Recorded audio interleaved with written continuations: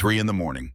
The Sinclair Industries Tower stood silent, 47 floors of glass and steel, watching over Austin like a sentinel that never blinked. Ethan Barrett knelt on the 46th floor stairwell, his phone face down on the marble he'd just polished to a mirror shine. The nurse's voice still echoed in his skull, each word a nail driven deeper. 7 days, Mr. Barrett. We need your decision about the surgery. Without it, we can't be held responsible. $200,000. The number crushed him, squeezed the air from his lungs until breathing felt like drowning. His calloused hands, hands that had scrubbed every inch of this building, repaired engines that cost more than his annual salary, held his daughter since she was a fragile newborn. Those hands could only clench now, useless and trembling. Tears hit the polished stone. He didn't bother wiping them. At this hour, the tower belonged to ghosts and janitors. No one would see him break. A voice sliced through the silence, cold as a scalpel. "What are you doing here?" Ethan's head snapped up. Victoria Sinclair stood at the top of the stairs, looking down at him with eyes the color of a winter lake. Perfect black suit, blonde hair pulled back without a single strand out of place. No emotion registered on her face, just that calculating gaze that had built and destroyed fortunes. He scrambled to his feet, sleeve dragging across his face. "I'm sorry, ma'am. I'll get back to work right away." She didn't move, just stood there, studying him like he was a ledger that didn't balance. The space between them felt infinite, a chasm measured not in feet but in worlds, his of night shifts and medical debt, hers of penthouse suites and decisions that moved markets. "You work the night shift, correct?" "Yes, ma'am. Ethan Barrett. I've been here 8 months." Victoria remained silent for what felt like an eternity. In that pause, Ethan saw something flicker behind the ice in her eyes. Not warmth exactly. Something harder to name. Recognition, maybe. Or calculation. "Tomorrow morning, 7 a.m., my office." The sound of her heels echoed through the empty stairwell as she climbed back up, each click precise as a metronome. Ethan stood frozen, his heart hammering against his ribs. He'd never been to the 47th floor during daylight hours. Employees whispered about Victoria Sinclair, the way sailors spoke of storms, with respect edged in fear. He had no idea his life had just fractured into before and after. The apartment on East Austin's 4th floor smelled like medicine and the cheap porridge his mother made stretch across 3 meals. Ethan pushed through the door as dawn broke, painting the cramped space in shades of exhausted gray. His mother Maggie sat beside the twin bed where Sophie slept, her Parkinson's trembling hands carefully spooning oatmeal that his daughter was too weak to eat. "Your dad's home," Maggie whispered, her voice carrying the weight of 72 years in a body slowly betraying her. Sophie's eyes opened, crystal blue, the one beautiful thing Rachel had left them before she'd fled to Dallas with a sales manager who could afford more than dreams. Those eyes lit up like stars breaking through clouds. "Daddy," the word nearly destroyed him. He crossed the room in 3 strides, kissed her forehead. Her skin felt paper thin, translucent. The heart monitor they'd borrowed from the hospital beeped steadily beside her bed, each pulse a reminder that time was a currency he couldn't afford. "Did you sleep well, Princess? I dreamed you bought me a big house, with a garden and a swing, and a dog, too." Ethan's throat closed. He forced the words out anyway. "I'll buy it for you someday. I promise." Sophie's smile could have powered the sun. She believed him, trusted him with the absolute faith only children possessed. That trust cut deeper than any knife. Maggie caught his eye, tilted her head toward the balcony.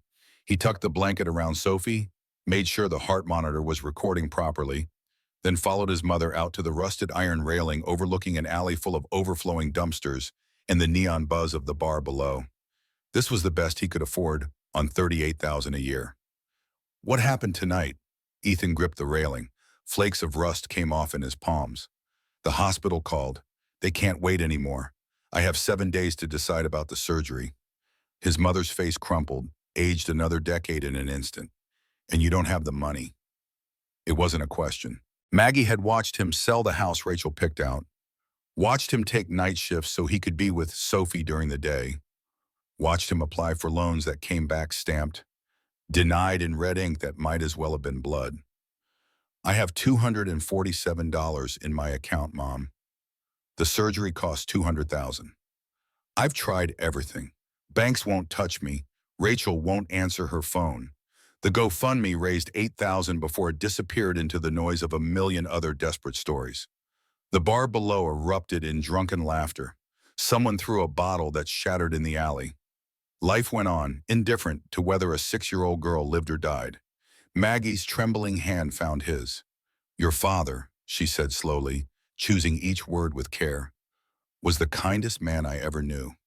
Worked 40 years as a mechanic. Never owed anyone a cent. Never did anything wrong. Never bent his principles. Not once, with Besson. Ethan knew where this was going. He'd heard the story before, but tonight it landed different. And he died in the cheapest hospital room we could find because we couldn't afford better. I loved your father. I was proud of him. But sometimes I wonder if he'd been willing to compromise just a little, to be flexible when it mattered. Would he still be alive? The question hung between them like smoke. What are you saying, Mom? I'm saying your father lived by his principles and died poor. He was a good man who did everything right, and it killed him anyway. She turned to face him, her eyes red but clear. That child in there is all we have left.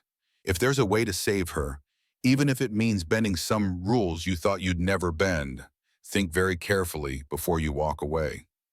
A door slammed somewhere in the building. A baby cried. The city woke up oblivious. My boss, Ethan heard himself say, she called me to her office this morning. I don't know why. But there was something in her eyes when she saw me tonight. Something that looked almost like he couldn't finish. Couldn't name what he'd seen on that stairwell because naming it would make it real, and reality was already more than he could carry. Maggie squeezed his hand. Whatever happens in that office tomorrow, you have my blessing.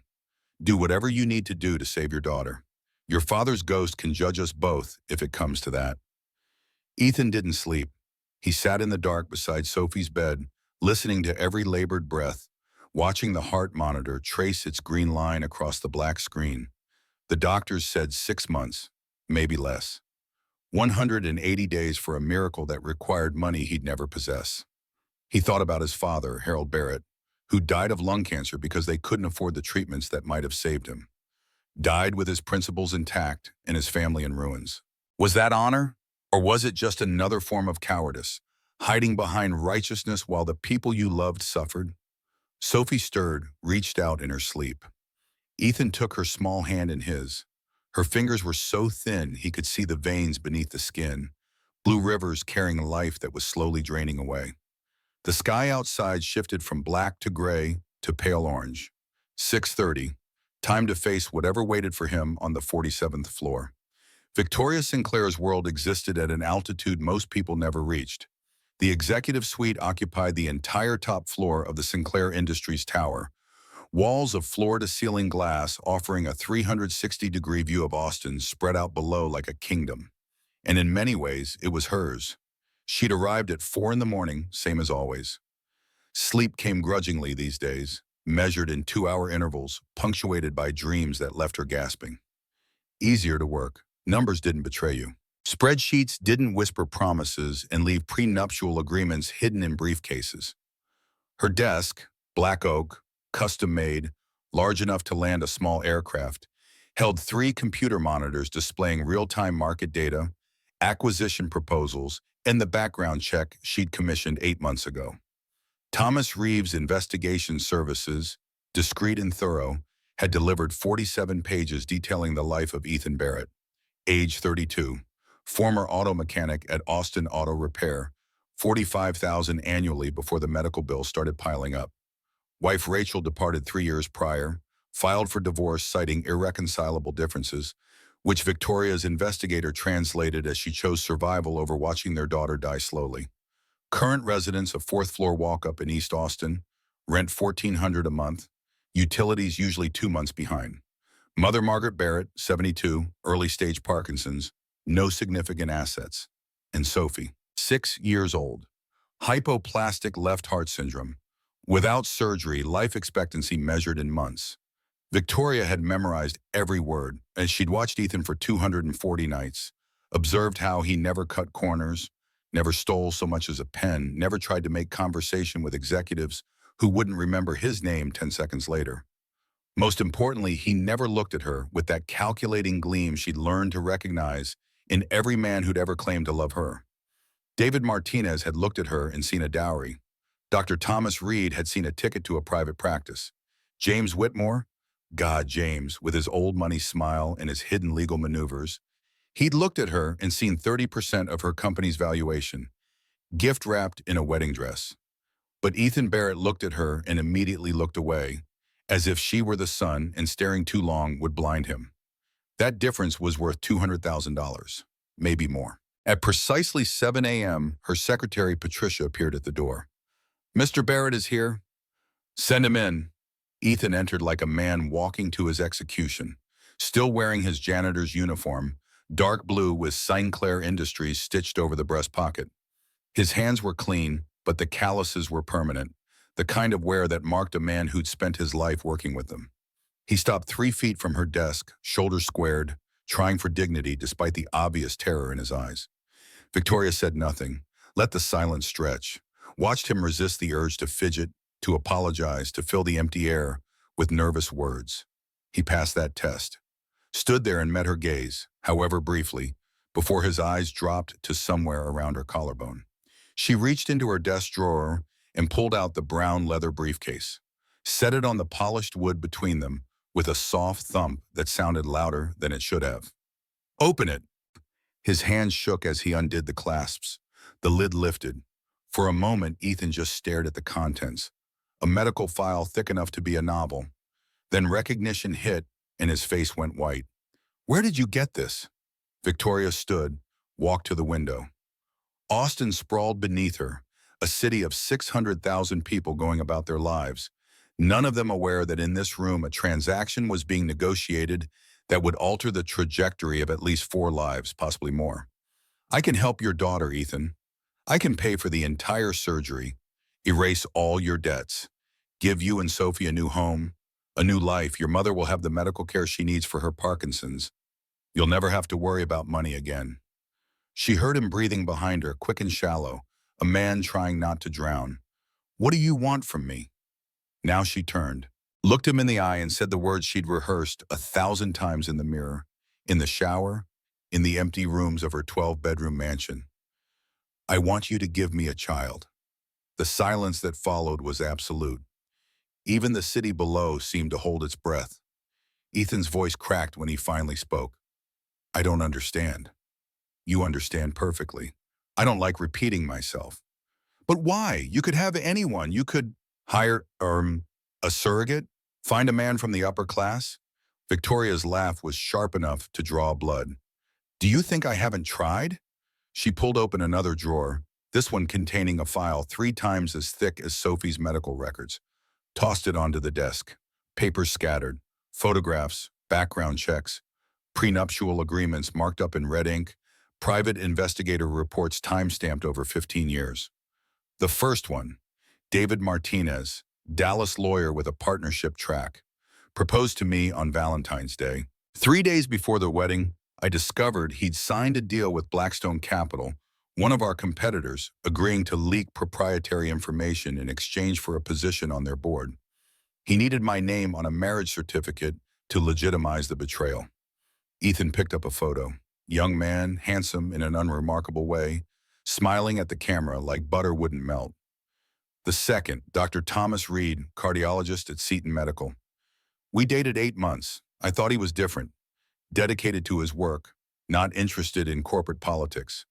Turned out he was dating 3 other women simultaneously, all of us funding his plan to open a private practice where he'd cater exclusively to wealthy clients. I was just the one with the deepest pockets. Another photo, older, distinguished, the kind of face that belonged on medical brochures. And the third, Victoria's voice dropped, cold enough to frost glass. James Whitmore. Old Houston family, oil money going back 4 generations. Charming, educated, said everything I wanted to hear. One day before our wedding, I found a prenuptial agreement he'd hidden in his briefcase. His lawyer had drafted clauses that would give him 30% of my assets the moment we signed the marriage certificate. She leaned forward, palms flat on the desk.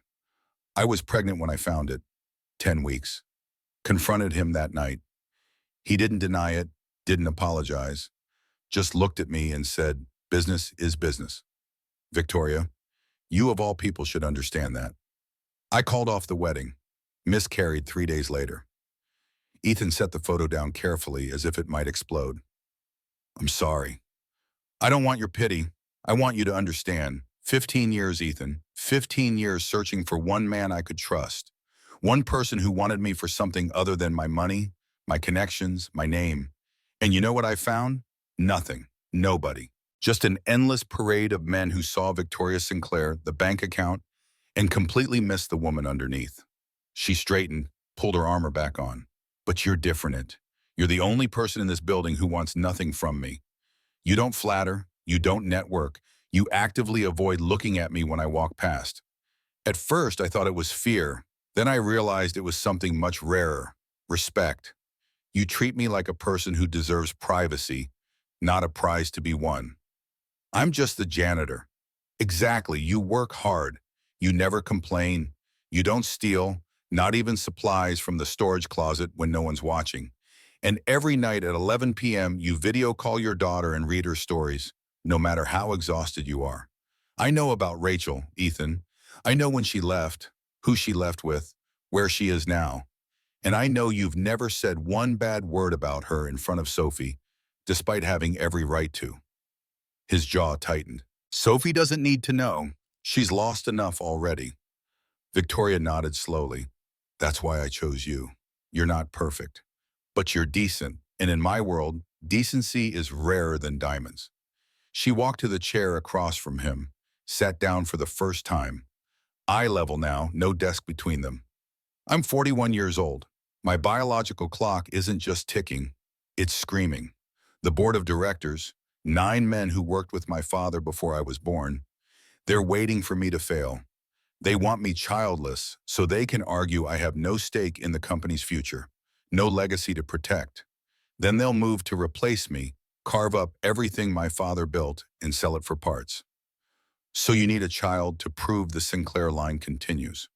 I need a father I can trust, someone without political ambitions, someone who will disappear once it's over, live his own life with enough money to never look back. Ethan's hands gripped the armrests. And if I refuse, then you may walk away. No one will ever know about this conversation. You'll continue working as usual, and I'll find another way. She let the unspoken follow-up hang in the air. And Sophie? That's not my concern. I need time to think. 24 hours. After that, this door closes forever. Ethan stood, moved toward the exit on legs that barely held him. At the threshold, he paused. Why are you really doing this? It's not just about the board. Victoria met his eyes. For just a moment, she let him see past the ice. My mother died of breast cancer when I was 12. She held my hand in her hospital bed and told me not to make her mistakes, not to let life pass me by while I was busy building monuments. I promised her I wouldn't. And then I spent 15 years breaking that promise, one 12-hour workday at a time. This house has 12 bedrooms, Ethan. I use one. I have 5 cars. I drive one. I can buy anything in this world except the sound of a child laughing in these empty rooms. Something shifted in his expression. Not agreement, but understanding. Perhaps the first person who'd ever truly understood. 24 hours, he said and left. Victoria returned to the window, watched his small figure emerge from the building 47 floors below, climb into a battered Honda that barely started. She pressed her palm against the cold glass and wondered if she'd just made the best or worst decision of her life. Her phone buzzed. Marcus Cole, MD, obstetrics and high-risk pregnancy. She answered. Tell me the truth, Marcus. What are my actual chances? The doctor's sigh carried through the speaker. Victoria, at 41 with 2 miscarriages in your history, natural conception has a 40% success rate. IVF would be 30%, possibly lower given how your body responded to hormone treatments last time. If you're going to do this, you need to do it now. Your AMH levels are in the red zone. This might genuinely be your last chance. And if I get pregnant, what are the risks? Preeclampsia, gestational diabetes, placental complications. At your age, with your history, we'd classify it as high risk from day one.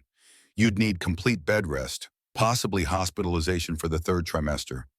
No stress, no work, no. I can't stop working. You know that. Then your chances of carrying to term drop significantly. Victoria closed her eyes. Thank you for your honesty. Victoria, if you're serious about this, you need support, a partner, someone who can be there when things get difficult, and they will get difficult. Going through this alone nearly killed you last time. I remember. She hung up, turned back to the city. Somewhere down there, Ethan Barrett was deciding whether to sell his soul or watch his daughter die. She knew which choice he'd make. Desperation left no room for philosophy. The question was whether she could live with herself after. Night fell. Ethan sat on the rusted balcony smoking a cigarette he'd borrowed from the drunk who lived 2 doors down. He'd quit 5 years ago, but tonight called for exceptions. Inside, Sophie slept under Maggie's watchful eye, the heart monitor beeping its steady countdown. His phone buzzed. Rachel. For the first time in 6 months. He stared at her name on the screen, felt the old anger rise like bile. Then he declined the call. Whatever she wanted, it couldn't possibly matter now. That bridge had burned to ash 3 years ago when she'd packed 2 suitcases and walked out while Sophie lay sedated after her first cardiac catheterization. The phone buzzed again. Text message. Heard Sophie's in St. David's now. Fancy hospital. Someone paying your bills? We should talk about custody arrangements. Ethan deleted it, blocked her number, turned the phone face down. The door behind him opened. Maggie shuffled out, her tremor worse at night, wrapped in a shawl that had belonged to Harold. Can't sleep? Can't think. There's a difference. She lowered herself into the plastic chair beside him, the kind that came from big box stores and cracked after one winter. This woman who called you to her office, she made an offer? She did. And you can't tell me what it is. No. Maggie nodded, accepting that. Your father and I had a good marriage, 43 years. He was faithful, hardworking, honest to a fault. But we were poor, Ethan. Poor in ways that ground you down until you forgot what it felt like to stand up straight. When he got sick, we couldn't afford the treatments that might have saved him. Good insurance was for people with college degrees and salary jobs, not mechanics who worked hourly. So he died. And the whole time I kept thinking, what's the point of all that honesty if it leaves your family in ruins? Ethan took a long drag, held the smoke until it burned. You think I should take the offer? Whatever it is. I think Sophie is 6 years old and dying. I think you've tried every legal option and they've all failed. And I think sometimes the rules were written by people who never had to choose between their principles and their child's life. She stood, kissed the top of his head. Whatever you decide, I'm with you. Your father's ghost can judge us if it wants, but he's dead and we're still here, and that has to mean something. Ethan sat alone for another hour watching the city lights blur. Thought about Harold Barrett, who'd never bent, never compromised, never took a shortcut, who died at 53 in a shared hospital room that smelled like disinfectant and defeat. Then he thought about Sophie's drawing from last week, the one taped to the wall above her bed. 3 stick figures, Daddy, Grandma, and Sophie herself, no mother. Rachel had been erased not with anger, but with simple, terrible acceptance. A man who lived by his principles and lost everything. Or a man who bent them and maybe possibly saved the one thing that mattered. At 11 p.m., he went inside, checked on Sophie, still sleeping, still breathing, still tethered to machines that beeped their encouragement.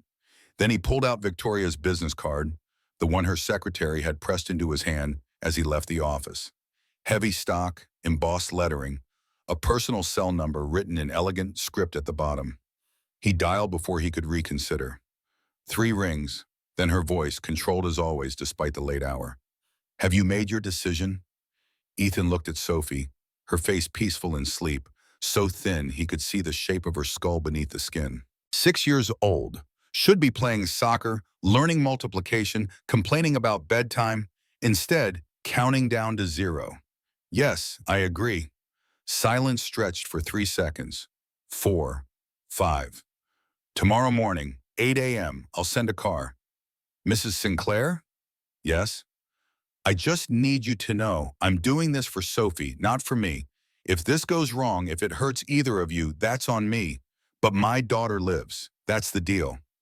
I wouldn't have offered if I didn't believe we could both get what we need, Ethan. See you tomorrow. The line went dead. Ethan set the phone down, stared at his hands. Somewhere between midnight and dawn, he'd crossed a boundary, stepped from the world where choices made sense into something darker, more complicated.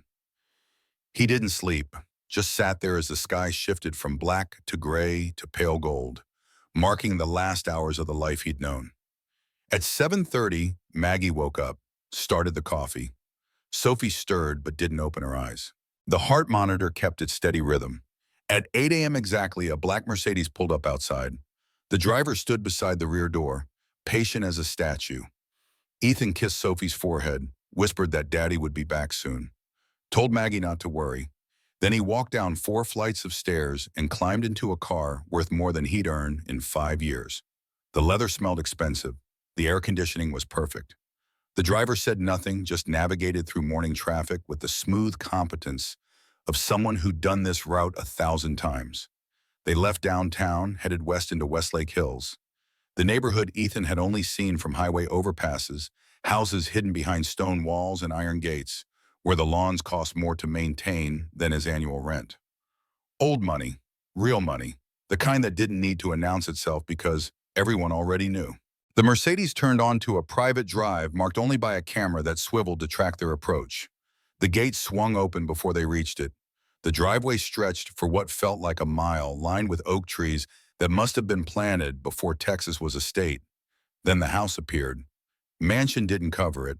Estate felt closer, but still missed the mark. Mediterranean architecture, white walls and terracotta roofs, columns that belonged in ancient Greece, windows that captured sunlight and threw it back in golden waves, a pool in the back, infinity edge, water merging seamlessly with the horizon, gardens manicured to perfection, every leaf in its assigned place. The driver opened Ethan's door. Mrs. Sinclair is waiting in the sitting room, Mr. Barrett. The front entrance, carved mahogany, probably older than the city, swung open before Ethan could knock. A woman in her 50s, uniform pressed to military precision, offered a smile that was professional rather than warm. Mr. Barrett, I'm Margaret, the head of house. Please follow me. The foyer stretched upward for 2 stories, crowned by a chandelier that probably required a team of specialists to clean. Oil paintings lined the walls, the kind that belonged in museums, not private homes. The marble floor reflected everything with such clarity that Ethan hesitated, afraid his work boots would scuff something priceless. But what struck him most was the silence.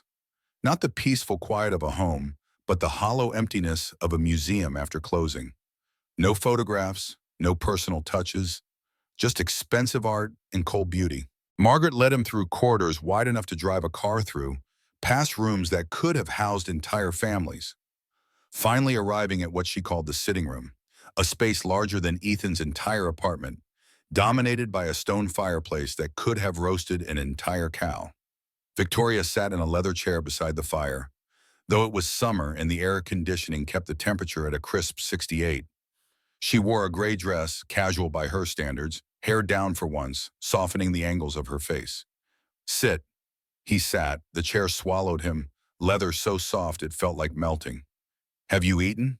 The question caught him off guard. No, ma'am. She nodded to Margaret, who disappeared and returned minutes later pushing a cart loaded with breakfast. Scrambled eggs, bacon, fresh fruit, pastries that probably had names Ethan wouldn't recognize. The smell made his stomach clench. He'd forgotten to eat last night. Eat, you'll need your strength. He picked up a piece of toast, tried to eat slowly, politely, while Victoria watched him with that calculating gaze. Not judging exactly, assessing. Like he was an investment she was still deciding whether to make. Today, Dr. Marcus Cole will perform a complete health screening, blood work, physical examination, genetic testing. I need to be certain you're healthy before we proceed. I understand. After that, my attorney will have you sign a non-disclosure agreement. If you violate any terms, you'll lose everything and face severe legal consequences. Are we clear? Crystal. She tilted her head slightly. You have no questions? No concerns? No second thoughts? Ethan set the toast down, looked her in the eye. I spent last night thinking, ma'am. I know what I'm doing. I know why I'm doing it. My daughter is waiting. I don't have the luxury of doubt. Something flickered across Victoria's face. Respect, maybe, or satisfaction. She stood. Good, I appreciate clarity. Dr. Cole will arrive this afternoon. In the meantime, Margaret will show you to your room. His room turned out to be larger than his entire apartment, with a bed that could sleep four, an attached bathroom with marble everything, and a walk-in closet already stocked with clothes in his size. The window overlooked the gardens and pool, a view that belonged in travel magazines. Ethan stood at the glass, staring out at a life that couldn't possibly be his. Somewhere in Austin, Sophie was waking up in a cramped bedroom with peeling wallpaper. And here he stood in a mansion, preparing to make a deal that would save her life and cost him something he hadn't yet calculated. Dr. Marcus Cole arrived at 2 p.m. sharp, mid-50s, salt and pepper hair, the kind of calm competence that came from 30 years of medical practice. He brought 2 nurses and enough equipment to run a small clinic, setting up in what Margaret called the library, a room with floor-to-ceiling bookshelves that probably held first editions worth small fortunes. They drew blood, measured his blood pressure, listened to his heart and lungs, asked questions about family medical history, diet, habits, sexual health. Every answer stripped away another layer of privacy until Ethan felt exposed in ways that had nothing to do with the physical examination. You're in excellent health, Dr. Cole announced finally, making notes on an iPad. No genetic red flags, no concerns. Physically, you're an ideal candidate. He glanced at Victoria, who stood in the doorway with her arms crossed. I'll have the lab results in 48 hours, but barring any surprises, I see no medical impediments. After the doctor left, Victoria's attorney arrived. Martin Frost, 60 years old, expensive suit, eyes like a shark's, flat and calculating. He carried a briefcase that probably cost more than Ethan's car and set it on the library table with the reverence usually reserved for religious artifacts. Mr. Barrett, I'm here to explain the terms of your arrangement with Mrs. Sinclair. He pulled out a contract thick enough to stop bullets. 50 pages, single-spaced, dense with legal terminology that might as well have been ancient Greek. This is technically an employment agreement. You're being hired as a state manager and personal assistant, salary $120,000 annually. That gives us legal cover for your presence here and the financial transactions involved.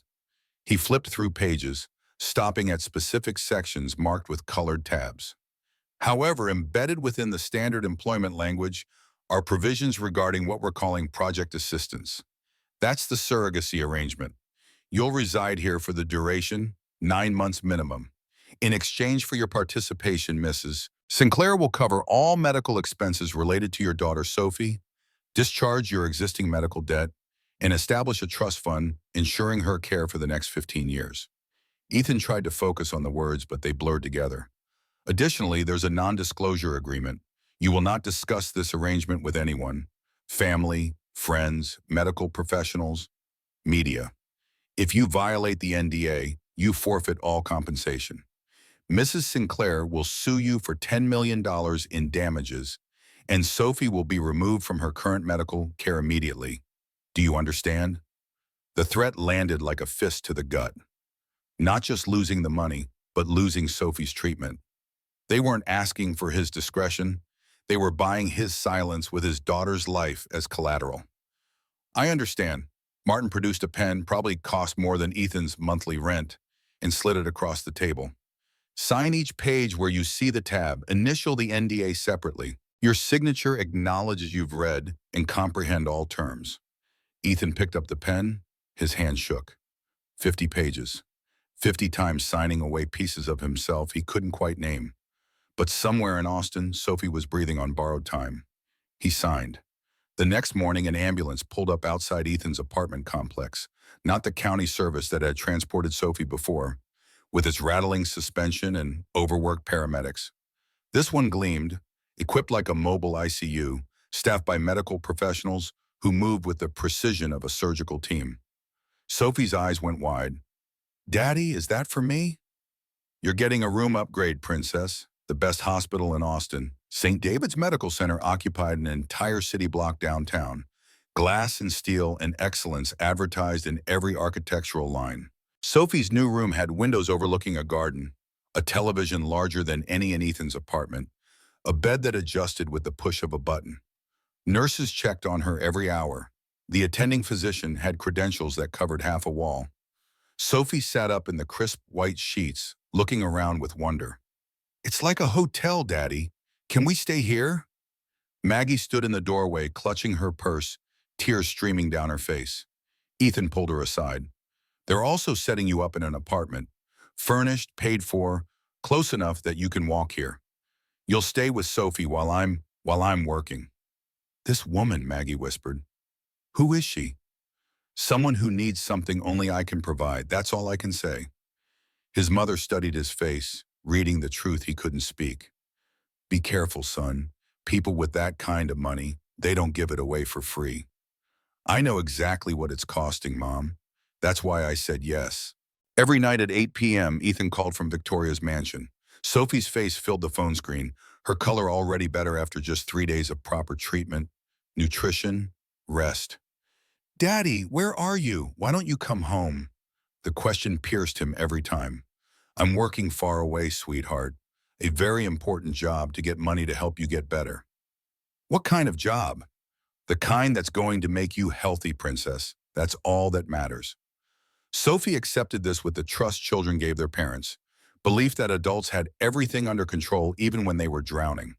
She held up a drawing she'd made, crayons on paper provided by the hospital's child life specialist. "Look, it's our family." 3 stick figures, as always. Daddy, Grandma, Sophie. But in the corner, a 4th figure, taller, with yellow hair. "Who's that?" "That's Victoria. The nurse said someone named Victoria is helping pay for my medicine. So I drew her in our family. Is that okay?" Ethan's throat closed. Behind him, he heard footsteps. Victoria standing in the hallway, arms wrapped around herself, watching the screen over his shoulder. "That's okay, baby. That's perfect." After the call ended, Victoria didn't move, just stood there staring at where the image had been. "She has your eyes," Victoria said finally, voice smaller than Ethan had ever heard it. "That blue, it's her mother's," Ethan said. "The one good thing Rachel left us." Victoria's hand came up, pressed against her stomach where nothing showed yet, where nothing had taken root, where hope and fear lived in equal measure. "I can't promise her a sibling," Victoria whispered. "I've tried twice, failed twice. What if? Then we'll deal with it. But we don't know yet, and Sophie's already gotten more hope than she had a week ago. That's enough for now." 7 nights passed. Sophie stabilized. Victoria worked 18-hour days while Ethan learned the rhythms of the mansion, the silence that filled every room, the efficiency of Margaret and the small staff who appeared and disappeared like ghosts, the way Victoria would sometimes stand in doorways of empty bedrooms as if she'd forgotten why she'd come. On the 7th night, Victoria called him to her office. She sat by the window, the Austin skyline glittering behind her, a glass of red wine in her hand. For the first time since he'd met her, Victoria Sinclair looked uncertain. "Dr. Cole sent the final results. Everything checks out. We can begin." Ethan's heart kicked against his ribs.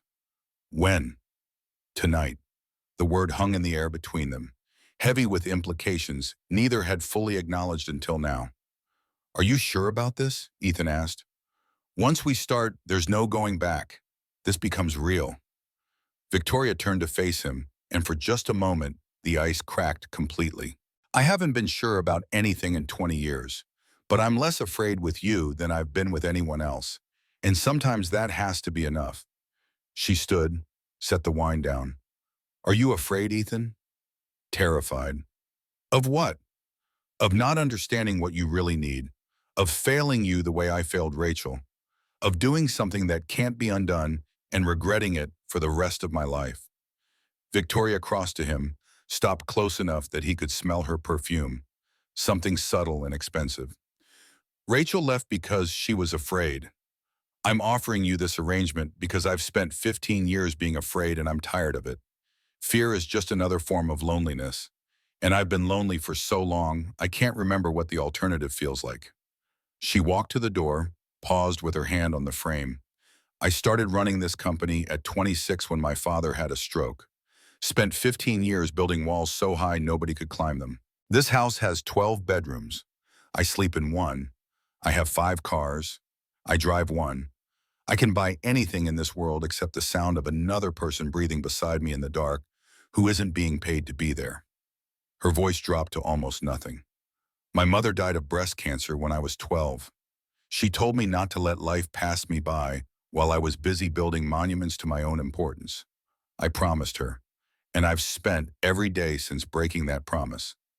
Ethan understood then.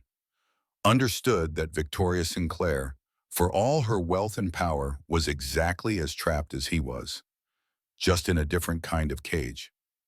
What do you want me to say? That you see me, not the CEO, not the bank account, just me. I see you, Ethan said quietly. I see someone who has everything and nothing. Someone strong enough to run an empire but still human enough to be terrified of dying alone. Someone who's been hurt so many times they've forgotten how to believe anyone can be trusted. Victoria's eyes closed for a moment. When they opened again, something had shifted. Do you think I'm insane for doing this? No, I think you're lonely enough to do anything just to not be lonely anymore.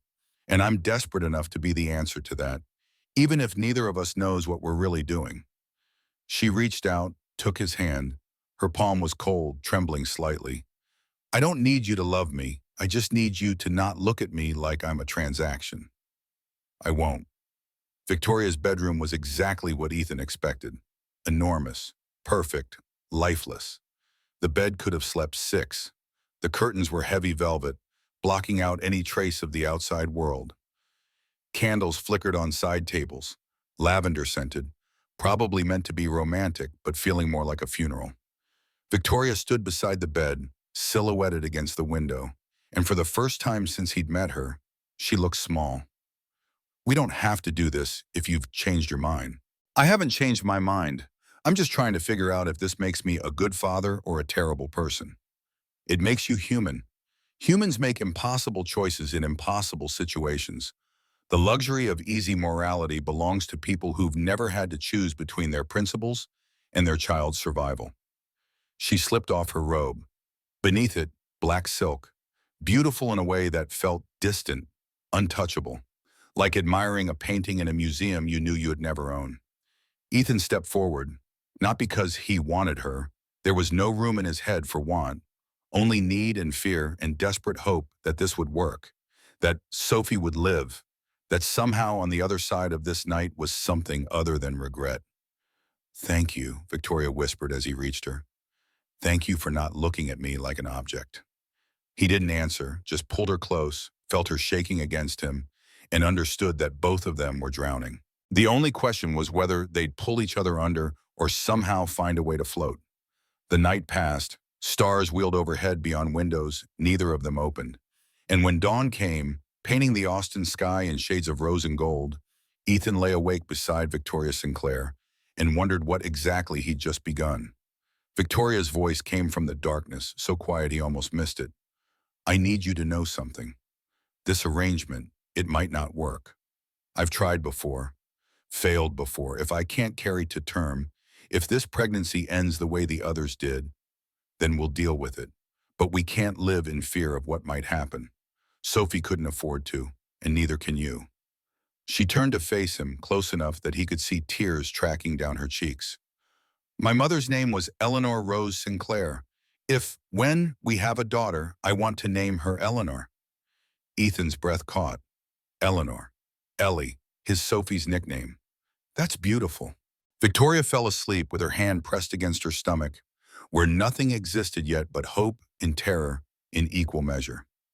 Ethan stayed awake, watching the ceiling slowly lighten, feeling the weight of what he'd done settle over him like a shroud. He'd crossed a line, sold something he couldn't name, made a bargain that felt biblical in its weight. But somewhere in Austin, his daughter slept in a bed with clean sheets, surrounded by medical equipment that would keep her alive. And that had to be enough. It had to be.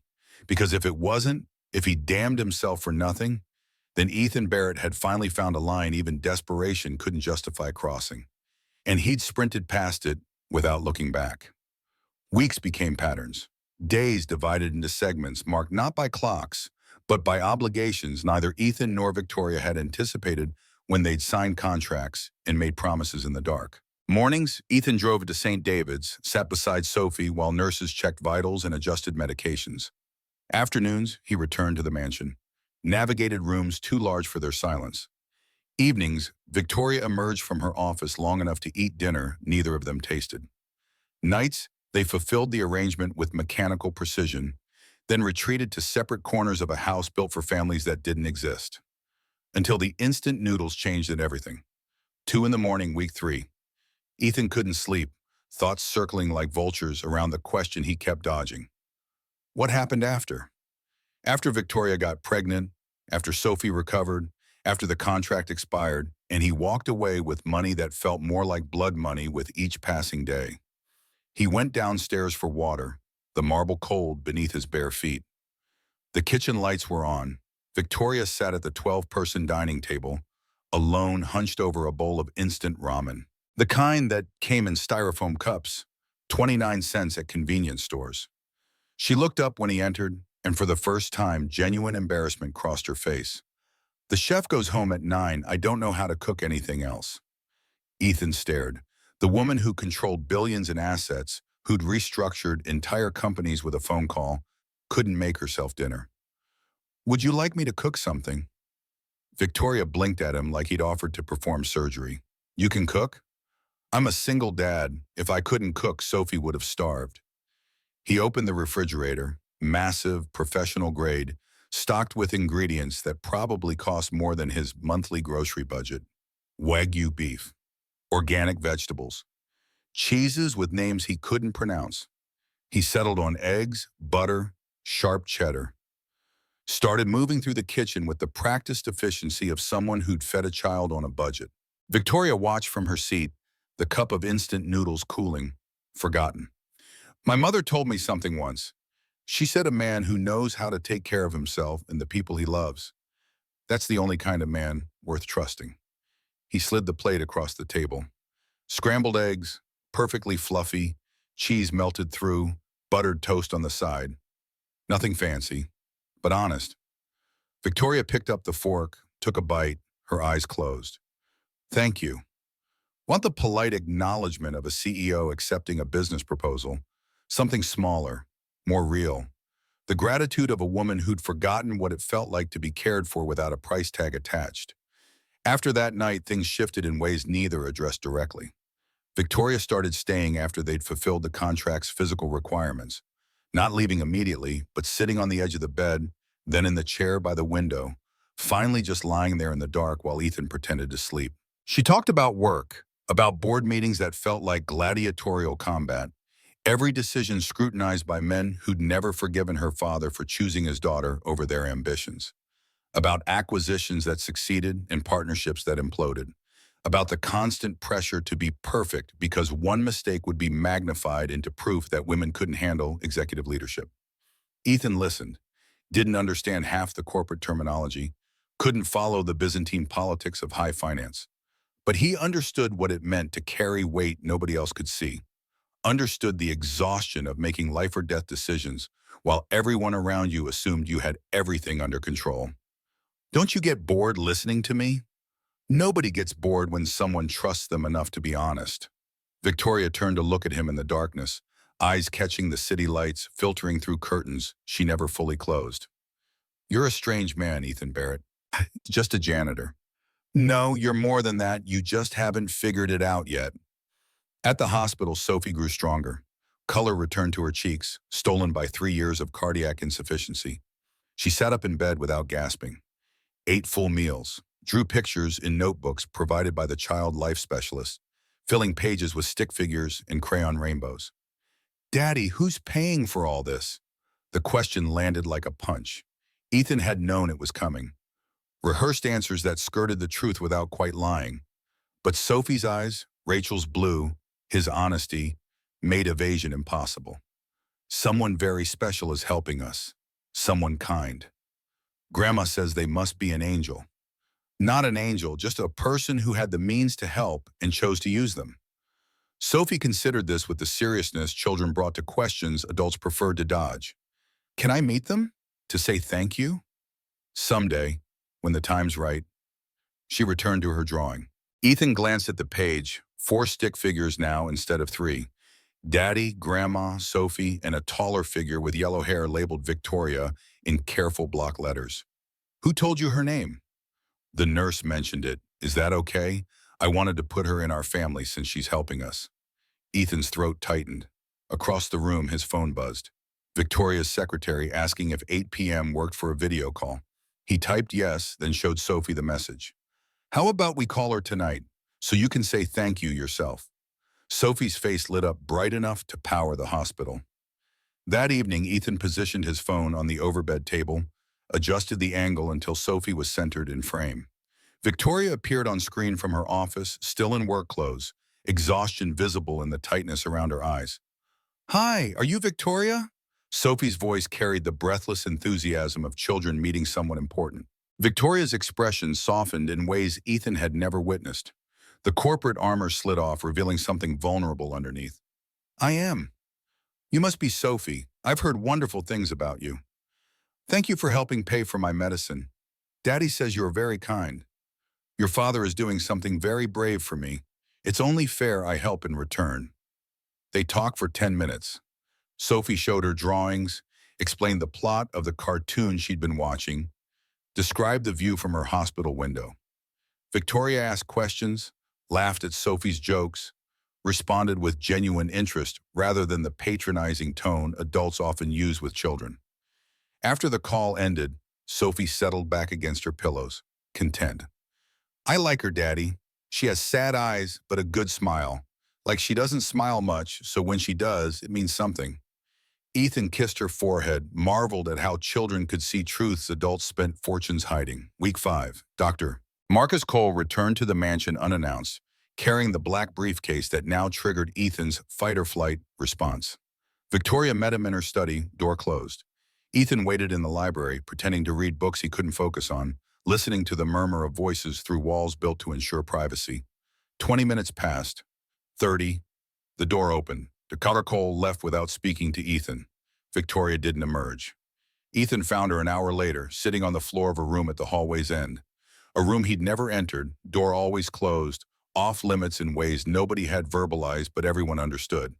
Inside was nothing like the mansion's other spaces. No marble, no expensive art, no designer furniture.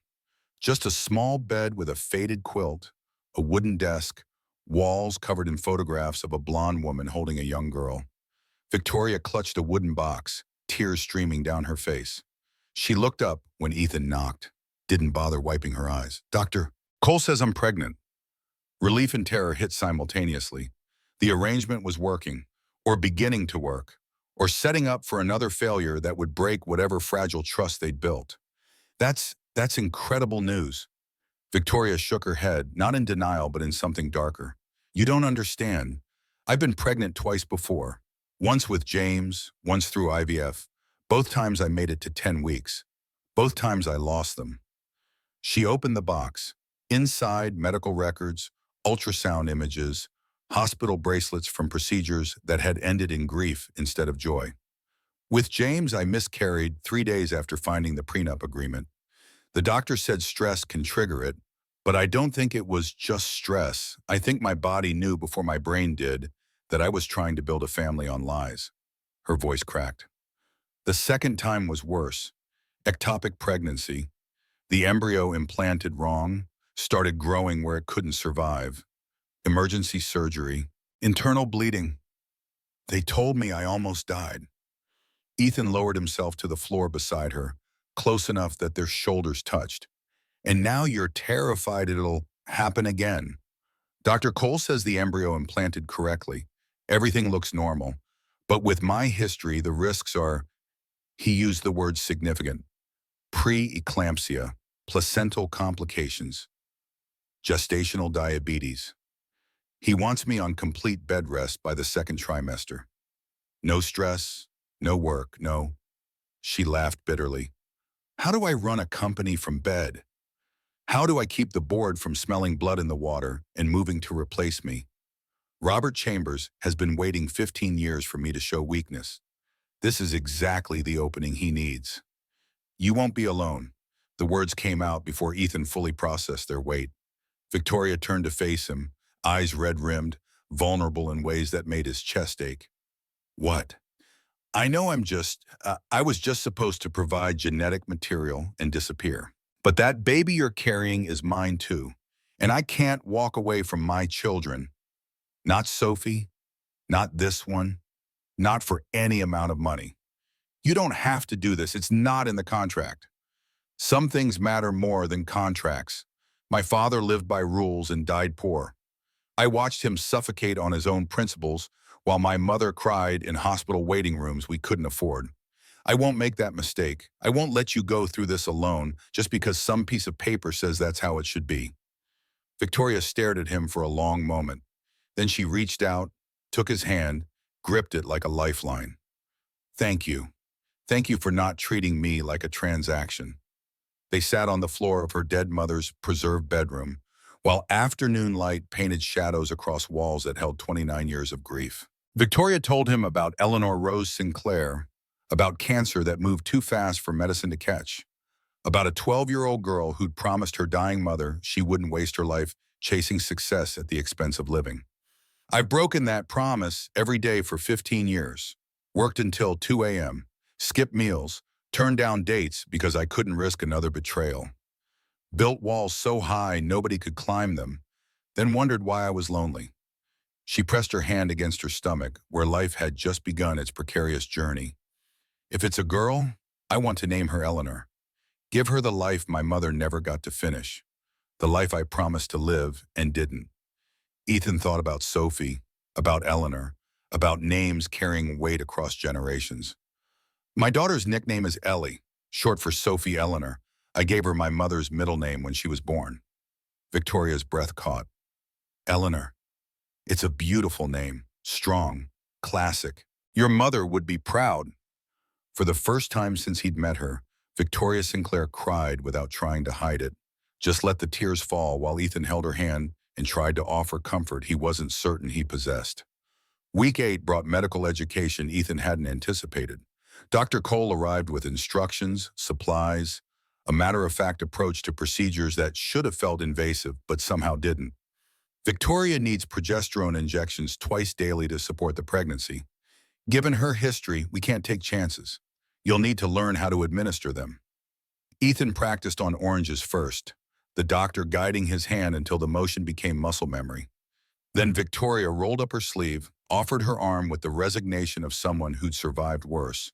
The first injection, Ethan's hands shook so badly he nearly dropped the syringe. It's okay, I trust you. The needle went in. Victoria winced. Ethan's stomach turned. I'm sorry. Don't be. You're helping save our child. Our child, not my child. The possessive had shifted without either of them deciding it should. They'd crossed another invisible boundary, redrawing maps of a relationship that refused to stay within the lines they'd originally drawn. Dr. Cole also taught him to monitor blood pressure, check for warning signs, sudden swelling, severe headaches, vision changes. Gave him a list of symptoms that required immediate emergency care. Treated Ethan not as hired help, but as a partner in keeping Victoria and the baby alive. At her age, with her history, this is high risk from day one. She needs someone watching her 24/7. Can you do that? Yes. No hesitation. The contract had stopped mattering somewhere between instant noodles and Eleanor's name. Ethan was in this now, committed in ways that had nothing to do with money and everything to do with a woman who trusted him with her most desperate hope. Week 10 arrived with violence. 3 a.m., Ethan jerked awake to Victoria's scream. He ran to her bedroom. They'd stopped sharing it after confirmation of pregnancy. Dr. Cole's orders found her sitting upright, hands covered in blood. I'm losing it. God, I'm losing it. Terror froze his thoughts for 3 seconds. Then training kicked in. He grabbed his phone, Dialed Dr. Cole, pulled on clothes while describing symptoms. We're taking you to the hospital. Right now. He carried Victoria to the Mercedes, broke speed limits driving to St. David's, held her hand while she shook and cried and whispered prayers to a God she'd stopped believing in years ago. Dr. Cole met them in the emergency room, scrubs on, moving with urgent competence. The ultrasound felt like it took hours, though the clock said 4 minutes. Victoria gripped Ethan's hand hard enough to leave bruises. The technician moved the wand across her abdomen, studying the screen with professional neutrality that revealed nothing. Then Dr. Cole pointed. There, heartbeat strong, 150 BPM, exactly where it should be. The sound filled the room, rapid, determined, proof of life continuing despite the terror. Victoria sobbed, relief and residual fear mixing until she couldn't tell them apart. It's a subchorionic hematoma, blood clot between the uterus and placenta, common in early pregnancy, especially in high-risk cases. The bleeding is from the clot, not the pregnancy itself. The baby's fine. Dr. Cole's expression hardened. But this is a warning. Strict bed rest for 2 weeks minimum. No work, no stress, no standing for more than 5 minutes at a time. If you don't rest, the next bleeding episode could be actual miscarriage. Victoria looked at Ethan, desperation in her eyes. How am I supposed to run a company from bed? You're not. You're supposed to delegate, trust your team, and stay alive. The board can wait. Sinclair Industries survived before you were born. It'll survive while you're pregnant. They returned to the mansion as dawn broke. Victoria settled into bed, laptop within reach despite doctor's orders. Ethan confiscated it. 2 weeks. Doctor's orders. Ethan, no, I've watched one person I love die because we couldn't afford proper care. I won't watch another person die because they're too stubborn to follow medical advice. 2 weeks, then we reassess. Victoria stared at him. Then impossibly, she smiled. You're bossy when you're scared.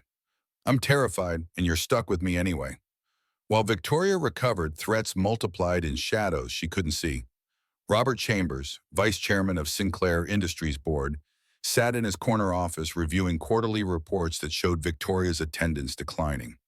More virtual meetings, delegated responsibilities, uncharacteristic absences that smelled like weakness. He made a call. Thomas, I need you to look into something. Quietly. Thomas Reeves ran the kind of private investigation firm that catered to divorcing executives and corporate espionage.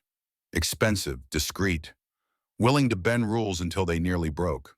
What's the target? Victoria Sinclair. I want to know why she's been working from home. Who's visiting her? Any changes in her personal life that might affect her ability to lead this company. 2 weeks later, Reeves delivered his findings. Photographs of Ethan entering and leaving the mansion at various hours. Background check revealing his employment history.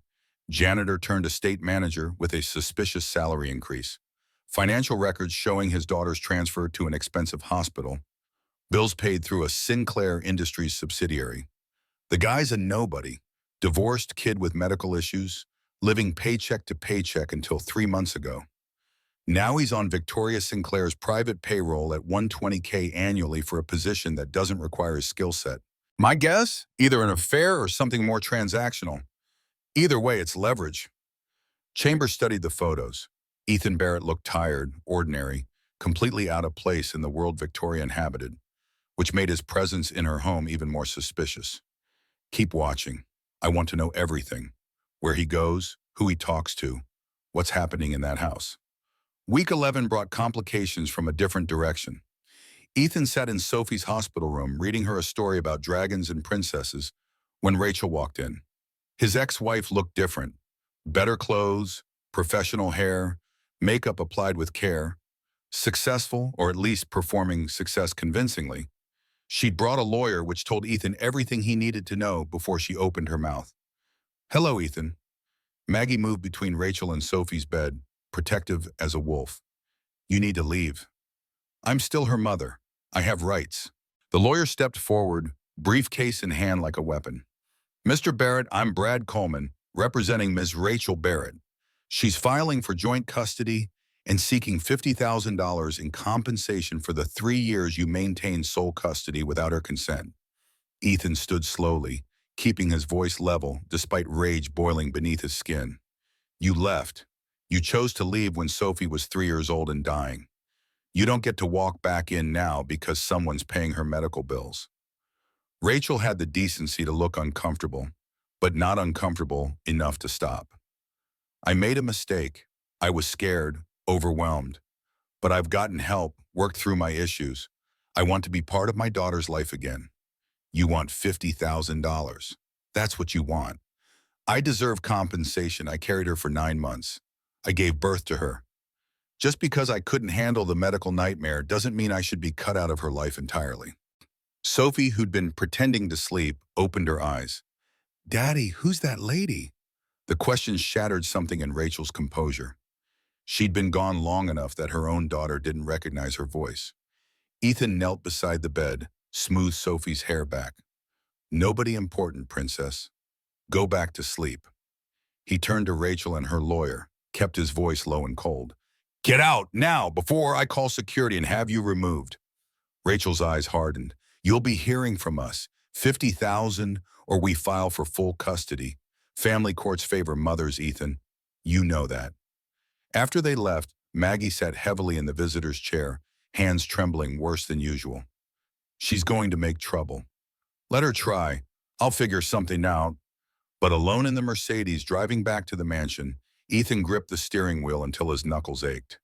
$50,000, more than his annual salary before Victoria. Money he didn't have and couldn't access without explaining why he needed it. He found Victoria in bed, laptop beside her, despite his confiscation attempts, reviewing acquisition proposals with the focus of someone desperately avoiding thoughts of bleeding and miscarriage. We need to talk. She closed the laptop, read his expression. What happened? He told her. About Rachel's sudden reappearance, the lawyer, the demand for money and custody rights. Victoria listened without interrupting, her face settling into the ice mask she wore for board meetings. How much does she want? 50,000, but I can't. This isn't your problem. Sophie is going to be this baby's half-sister. Of course it's my problem. Victoria reached for her phone, texted someone. Martin will handle it. He'll offer her the 50,000 in exchange for permanent termination of parental rights and an ironclad NDA. She'll take it. People like Rachel always take the money. I can't ask you to do this. You didn't ask. I'm choosing to. There's a difference. Victoria met his eyes, and for the first time, the armor dropped completely. The contract we signed said you'd provide genetic material and leave, that I'd pay for Sophie's surgery and we'd never speak again. But somewhere between instant noodles and learning to give injections, that contract stopped being what this is. We both know it. Ethan sat on the edge of the bed, careful not to jostle her. What is this then? I don't know, but it's more than a transaction, and I'm tired of pretending it isn't. They sat in silence while sunset painted the windows orange and gold. Outside, Thomas Reeves sat in a black SUV 3 houses down, telephoto lens trained on the bedroom window, capturing photographs that would eventually destroy everything they were trying to build. But for now, in this moment, Ethan and Victoria existed in a fragile pocket of something that felt almost like peace, almost like partnership, almost like the beginning of understanding that some boundaries, once crossed, couldn't be uncrossed. And neither of them was certain they wanted to go back anyway. Rachel's lawyer processed the paperwork within 48 hours. $50,000 deposited into an account opened specifically for the transaction. Parental rights terminated with language precise enough to survive any future legal challenge, non-disclosure agreement, thick enough to stop conversations before they started. Martin Frost handled everything with the clinical efficiency of someone who'd negotiated worse deals over breakfast. Sophie never asked about the woman who'd visited her hospital room.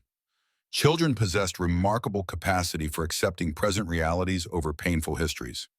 Her world consisted of improving health, daily visits from her father, video calls with Victoria, where they discussed books and drawings and dreams about gardens with swings. Week 16 arrived with news that shifted everything again.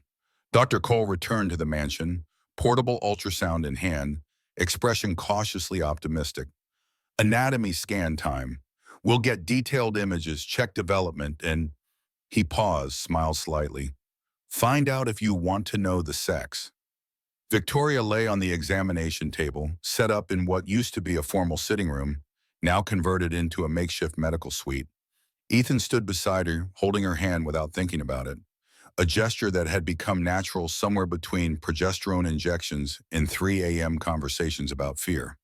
The ultrasound wand moved across Victoria's abdomen, the screen filled with black and white images that resolved into recognizable shapes: a head, spine, tiny fingers opening and closing like a flower. Everything looks perfect. Heart chambers developing normally, brain structure excellent, all measurements right on track. Dr. Cole adjusted the angle. Would you like to know?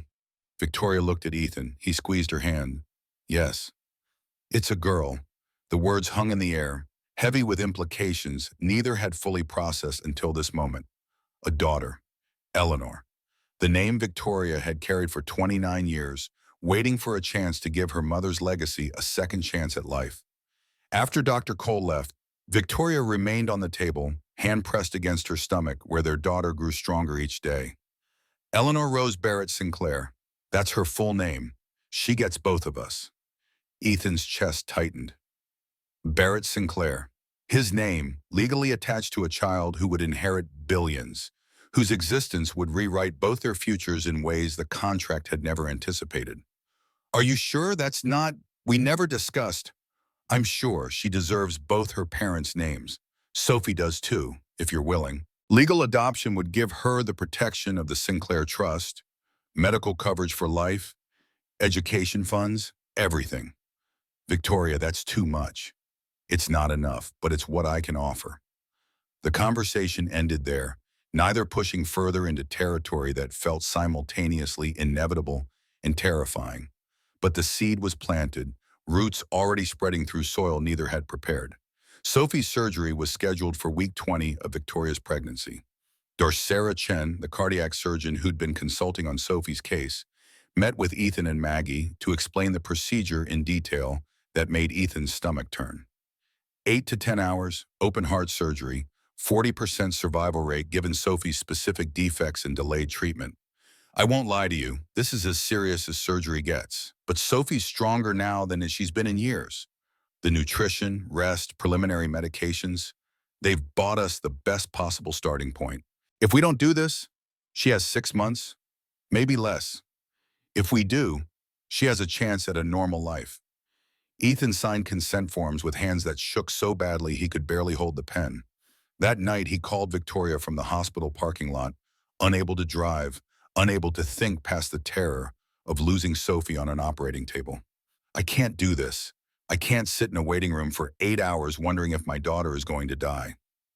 Victoria's voice came through, steady, grounding him when his thoughts spiraled into panic. You can. You've already survived worse than most people face in a lifetime. And Sophie isn't alone. She has you, Maggie, an entire surgical team fighting for her. She's going to make it. You don't know that. No, but I believe it, and sometimes a belief has to be enough. The night before surgery, Sophie asked the question Ethan had been dreading. Daddy, what if I don't wake up? He sat on the edge of her hospital bed, pulled her close enough to feel her heartbeat against his chest. Irregular, struggling, but still fighting. Then you'll know you fought harder than anyone I've ever met, and you'll know your dad loved you more than anything in this world. Sophie's arms tightened around him. I'm scared. Me too, princess. Me too. But when morning came, Sophie faced it with courage that humbled him.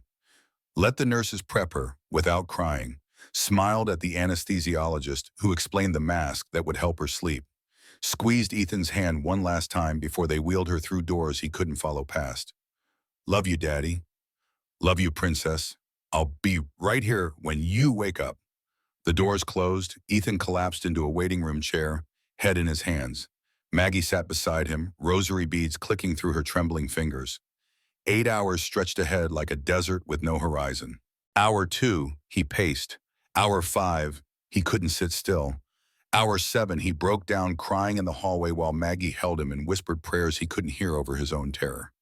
Hour 8, the red light above the operating room turned off. Dr. Chen emerged still wearing surgical scrubs, mask pulled down, exhaustion written in every line of her face. Ethan stood on legs that barely held him. The surgery was successful. The words didn't register immediately. Successful. Sophie was alive. His daughter had survived. She's in recovery now. The next 72 hours are critical, but her heart is repaired. She fought like hell, Mr. Barrett. You should be incredibly proud. Ethan's knees gave out.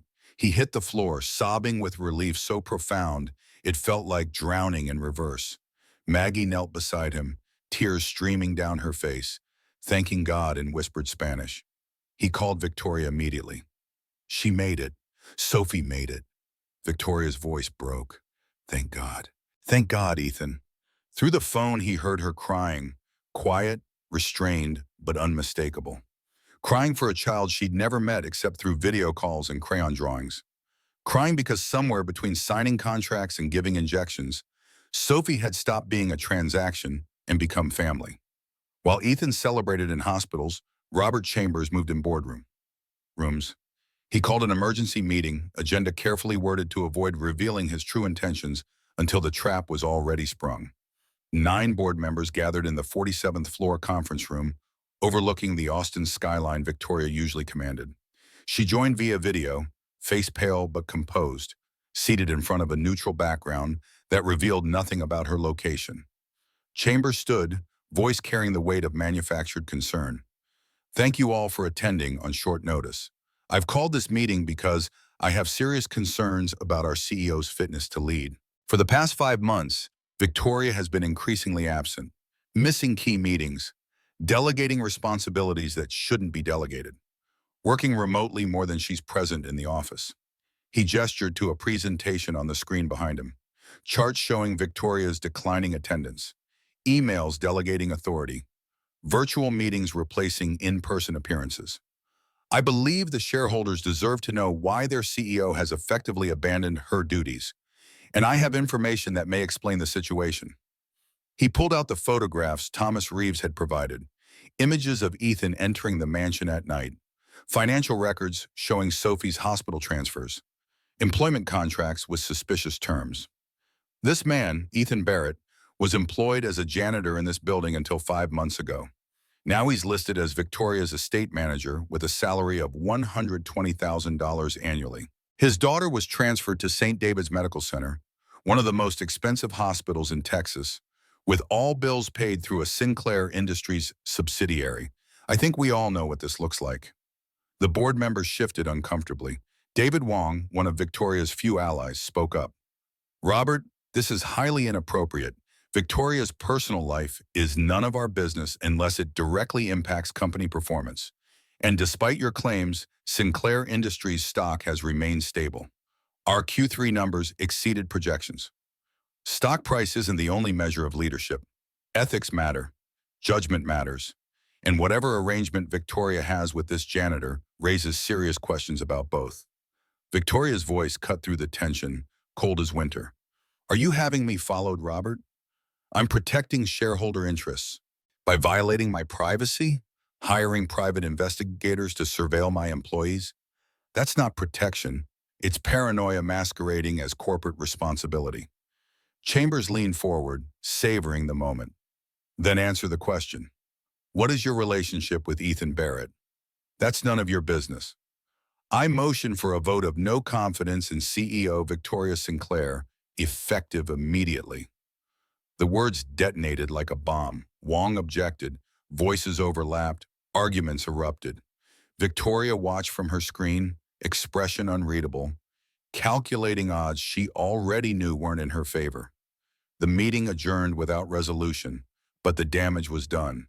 Chambers had planted seeds of doubt, watered them with innuendo and surveillance photographs. Within 24 hours, someone leaked details to the Wall Street Journal. The article appeared online at 6 a.m. the next morning. Headline: Sinclair Industries CEO under fire. Questions about personal conduct in company leadership. The piece detailed anonymous board member concerns about Victoria's relationship with an unnamed employee, her increasing absences, questions about judgment and fitness to lead. Included enough specific details: the dates, the delegation patterns, the hospital transfers, that anyone who wanted to connect dots could draw straight lines to scandal. By noon, Bloomberg had picked up the story, By evening, CNBC ran a segment featuring talking heads debating corporate ethics and CEO accountability. Twitter erupted with hashtags and speculation. Sinclair Industries stock dropped 12% in a single trading day. Ethan read the article sitting in Sophie's recovery room while his daughter slept, still connected to monitors and IV lines, but breathing on her own, heart beating steady for the first time in her life. Each paragraph felt like a punch. He'd done this. His presence in Victoria's life had given Chambers exactly the ammunition needed to destroy her.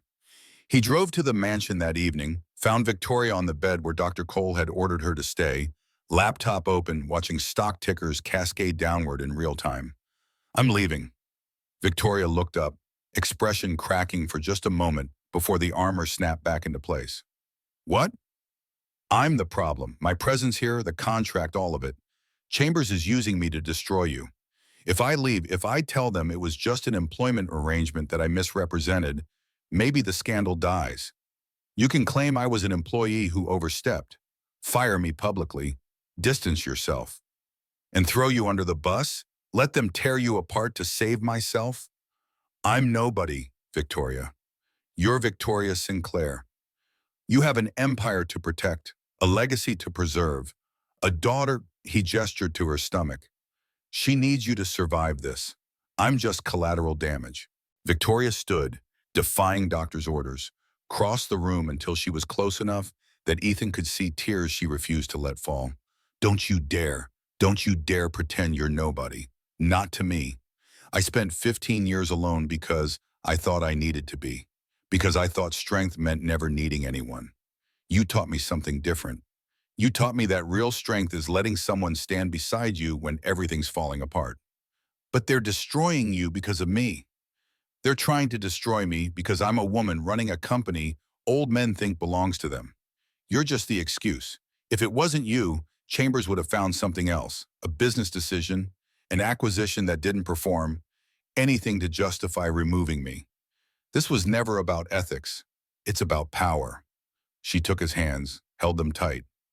"I'm not letting you walk away, and I'm not hiding anymore." The press conference was scheduled for 10 a.m. the next morning. Victoria's publicist tried to talk her out of it. Martin Frost warned of legal complications. Dr. Cole explicitly forbade her from leaving bed rest. She ignored all of them. At 9:50, Victoria walked into the main conference room at Sinclair Industries headquarters.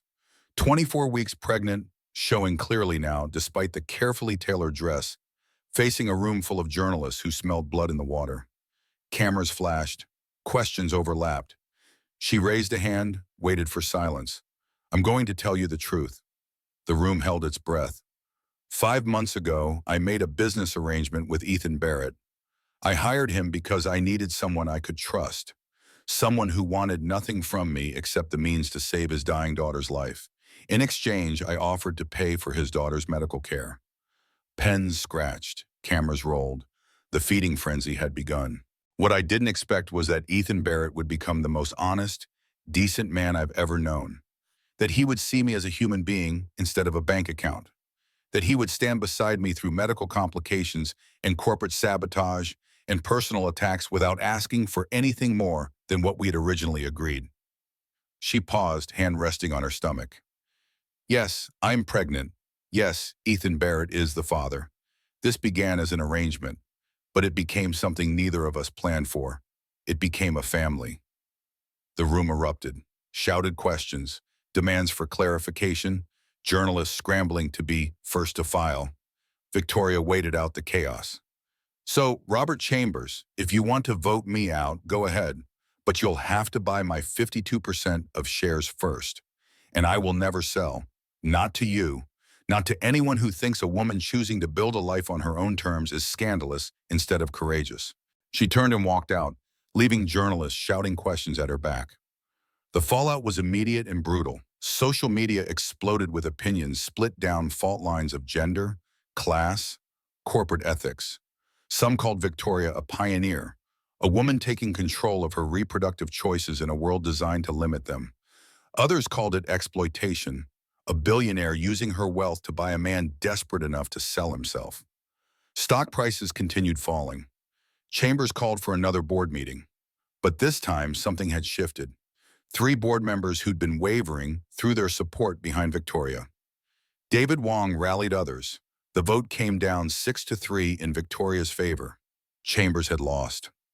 Martin Frost spent the next week digging into Chambers' financial history, uncovering what Victoria had suspected for years. Shell companies in the Cayman Islands, fake consulting contracts funneling money into personal accounts, $12 million embezzled over a decade, hidden in plain sight because nobody had bothered to look closely at a man who'd worked beside Victoria's father. Victoria gave him one chance. Resign, pay back what you stole, or I file criminal charges and you spend your retirement in federal prison. Chambers resigned and left the building with a banker's box of personal items and a reputation destroyed beyond repair. Sometimes the people who screamed loudest about ethics were the ones who'd abandoned them longest ago. Sophie came home 3 weeks after surgery, not to the cramped apartment on East Austin's 4th floor, but to Victoria's mansion, where a room had been prepared. Princess-themed, per Sophie's specifications, communicated through video calls and crayon drawings. Pink walls, a bed shaped like a castle, windows overlooking gardens she could explore once she was strong enough. The first family dinner happened that evening. Victoria, Ethan, Sophie, and Maggie seated around a table designed for 12, filling empty space with conversation and laughter that echoed off marble floors built for silence. Sophie chattered about the hospital, the nice nurses, how the food was better than home, but not as good as Daddy's cooking. Asked Victoria questions about the baby, whether she'd be a good big sister, if maybe they could get that dog she'd drawn in her pictures. Victoria, can I ask you something? Of course, William. Sophie's face grew serious with the gravity children brought to questions adults preferred to dodge. Are you going to be my new mom? The table fell silent. Ethan started to intervene, but Victoria raised a hand, stopping him. Would you like me to be? Sophie considered this with the careful deliberation of someone weighing life-altering decisions. My other mom left because she was scared. Grandma told me, but you stayed even when you were scared. Daddy says that's what family does, so yes. I'd like you to be my mom, if that's okay. Victoria's composure shattered. She couldn't speak, could only nod while tears streamed down her face.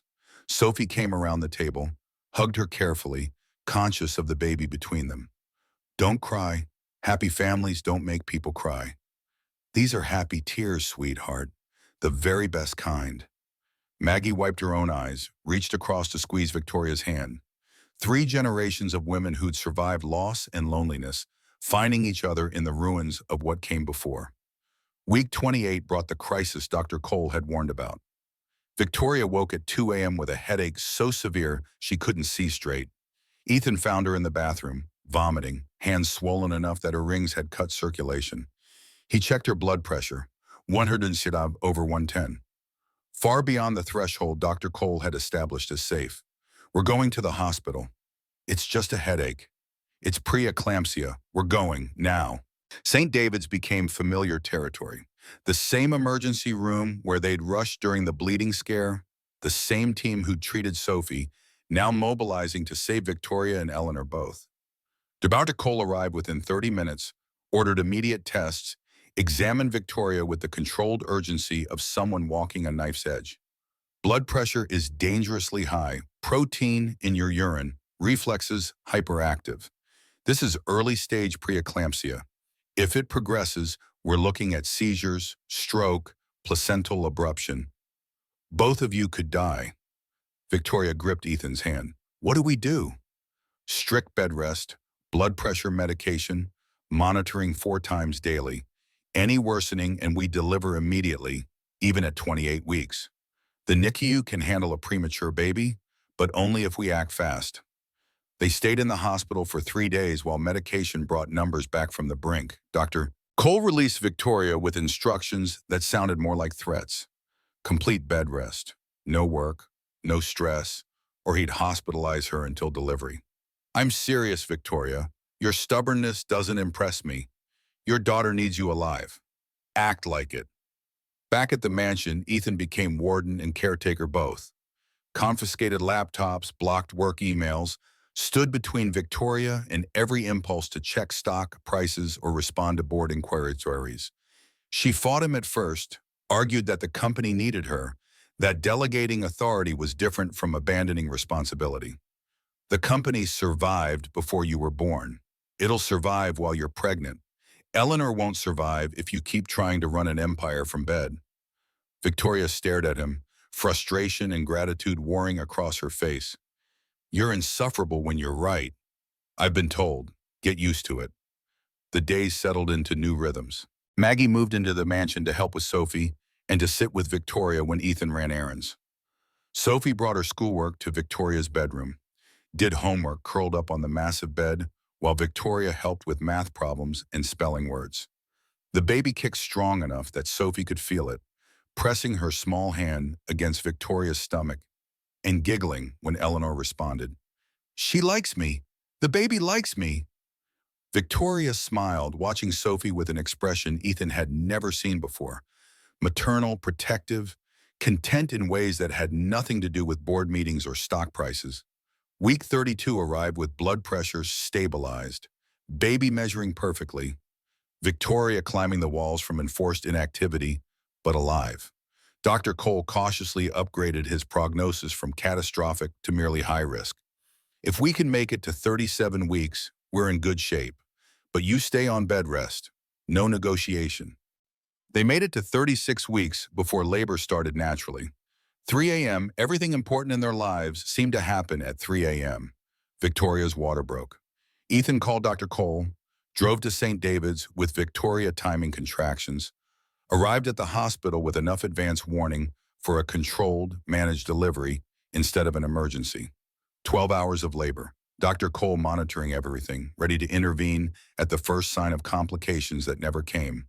And at 3:47 p.m. on a Tuesday in late October, Eleanor Rose Barrett Sinclair entered the world screaming her lungs clear. 7 pounds, 3 ounces. Healthy despite the warnings and predictions and terror. Victoria held her daughter for the first time, tears streaming unchecked, while Ethan stood beside them feeling his entire world tilt on an axis he hadn't known existed. She's perfect. God, she's perfect. Eleanor had Victoria's blonde hair, Ethan's nose, eyes that would take weeks to settle into their permanent color. She was wrinkled and red and absolutely perfect. Maggie brought Sophie to the hospital that evening. Sophie approached the bed cautiously, eyes wide, processing the reality of a baby sister she'd imagined but never quite believed would arrive. Can I hold her? Victoria helped position Sophie carefully, supporting Eleanor's head, making sure both girls were secure. Sophie stared down at the tiny face, expression serious with responsibility. Hi, baby Eleanor.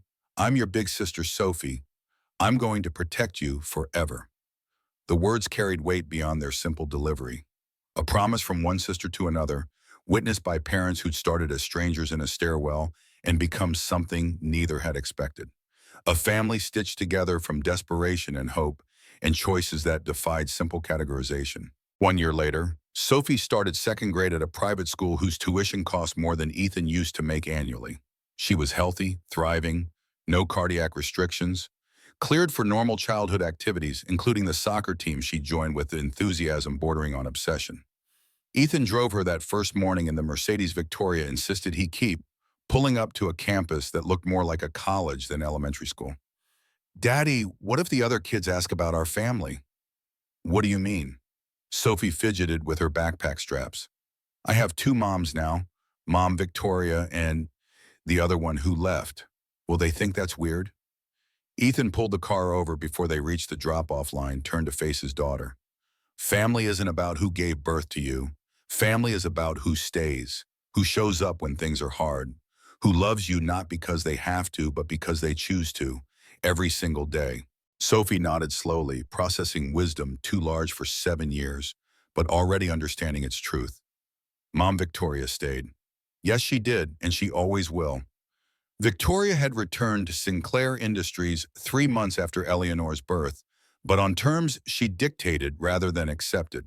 Work from home 2 days per week, no meetings after 6 p.m., delegation trusted rather than micromanaged. The company thrived under her adjusted leadership. Stock prices up 30% from their scandal-era lows. Acquisitions proceeding smoothly under executives Victoria had trained and empowered. The board had new members, Chambers' allies replaced with people Victoria trusted, including one woman who'd worked her way up from junior analyst and now sat in Chambers' old seat. The vote of no confidence felt like ancient history, a crisis weathered and survived. But Victoria measured success differently now. In the evening hours, she spent reading to Sophie and Eleanor. In family dinners where conversation mattered more than quarterly earnings. In the garden where a swing hung from the massive oak tree, exactly as Sophie had drawn it a year ago, when she'd still been dying in a county hospital bed. Ethan enrolled in community college, business management courses taught by professors who didn't know his history and didn't care. He also volunteered at St. David's Pediatric Cardiac Ward, helping other desperate parents navigate the financial and emotional maze he'd barely survived. Became an advocate, a voice for families trapped between medical necessity and economic impossibility.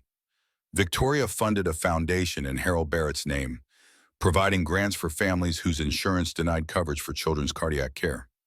Ethan ran it, putting his father's principles to work in ways that saved lives instead of costing them. Saturday morning, autumn sun painting the gardens gold, a photographer arrived to take family portraits. Professional shots for the foundation's annual report, but really an excuse to capture something permanent. Proof that this unlikely constellation of people had become real. They gathered by the pool, Victoria in a simple white dress, holding Eleanor, who was learning to walk and babbled constantly, Ethan in casual clothes, arm around Victoria because that's where it belonged now. Sophie front and center, grinning wide enough to show the gap where she'd lost her first tooth. Maggie in a chair beside them, Parkinson's progressing but manageable, still sharp enough to offer commentary on poses and light. Everyone ready? Say family. They said it together, laughed at Eleanor trying to repeat the word, smiled while the camera clicked and captured a moment that would outlive them all. After the photographer left, after Maggie took the girls inside for lunch, Ethan and Victoria stood beside the pool, watching light dance across water. Do you ever regret it? The contract, the arrangement, everything that came after? Victoria leaned against him, comfortable with touch in ways she'd never been before Eleanor, before Sophie, before a janitor saw her crying on a stairwell and chose compassion over fear. People ask me that. They ask if I feel used, if you bought me, if this whole thing was exploitation dressed up as romance. But they don't understand. She turned to face him. You didn't buy me, you saved me, from loneliness, from believing I had to do everything alone, from thinking wealth meant never needing anyone. And I didn't buy you, we built something, together, from desperation and hope and choices we made when there were no good options, only impossible ones. Ethan pulled her closer. Sometimes the things that start as transactions end as something else entirely. Something better than either person deserved, but both needed. Sometimes the people who seem to have everything are the ones with nothing. And sometimes a man who cleans floors for a living sees what billionaires miss. That underneath all the armor and money and power is just a person who wants to be loved for who they are, not what they own. The words settled between them like a benediction. Eleanor squealed from inside the house. Sophie called for them to come see the drawing she'd made.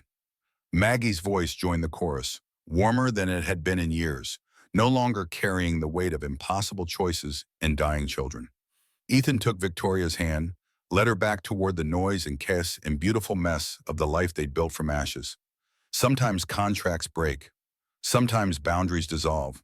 Sometimes two people standing on opposite sides of an impossible chasm find a bridge made of trust and desperation and the willingness to see each other as human rather than transaction. And sometimes, if they're very lucky and very brave, they cross that bridge together and discover that the other side isn't an ending at all.